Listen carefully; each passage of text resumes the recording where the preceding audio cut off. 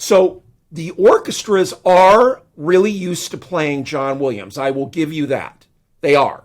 Because it's very notey. There's a lot of string playing it's awkward and difficult. I mean, it sounds great. Everything of John Williams is orchestrated magnificently, by the way. But it's tricky to play. But first time Home Alone, I premiered Home Alone at the Cleveland Orchestra in 2013. They never played it. They had no idea. You have to tell them. I told them this is vaudeville. This is Bugs Bunny at the end when they're,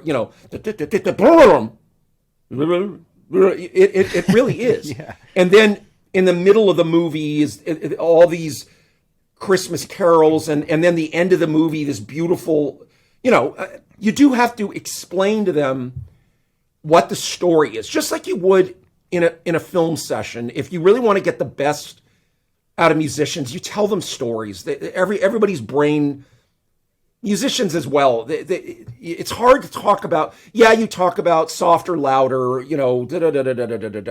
but mostly what you want is them to understand the story. Because if they understand the story, everything else is just much easier. It just comes together easier.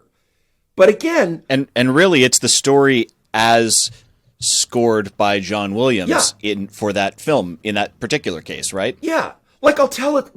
Like I tell this story all the time. I probably even mentioned it to you. Like in E.T., at the beginning of E.T., it says religioso, in Italian, whatever. That's just a thing that we do in classical music.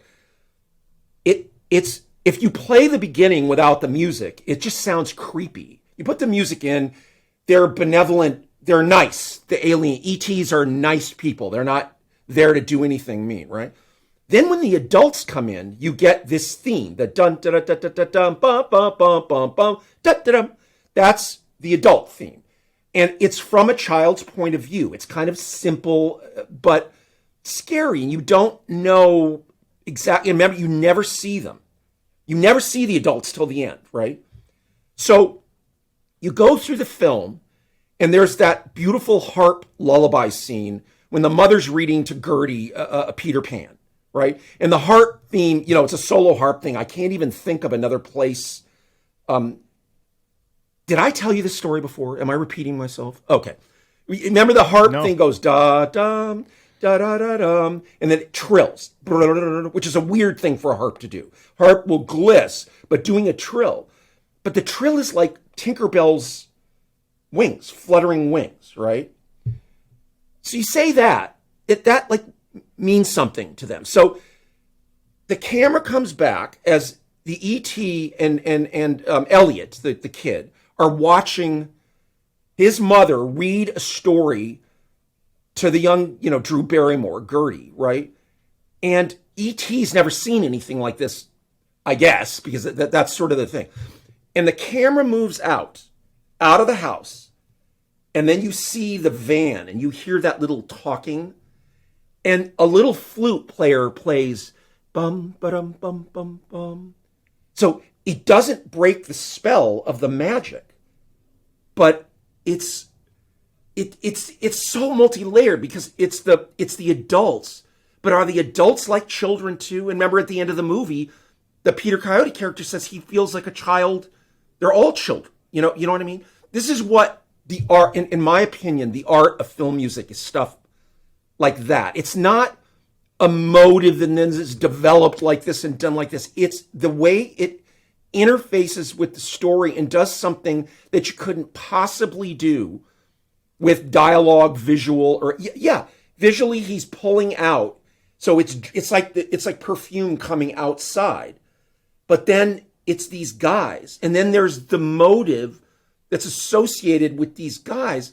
But it's played in a flute really low, which is a very sensual kind of dreamy area where the flute is. If it's high, it wouldn't do the same, blah, blah, blah. This is what the art is of it.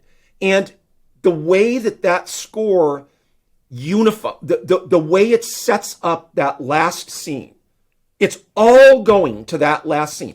And then the music in the last scene is really different than any it's not childlike anymore. It's more mature. I don't know how to describe it.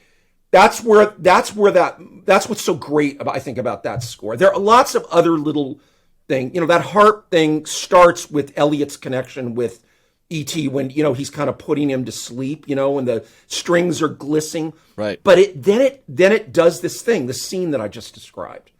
And it's a harp solo, which I really can't even think of another movie that has this.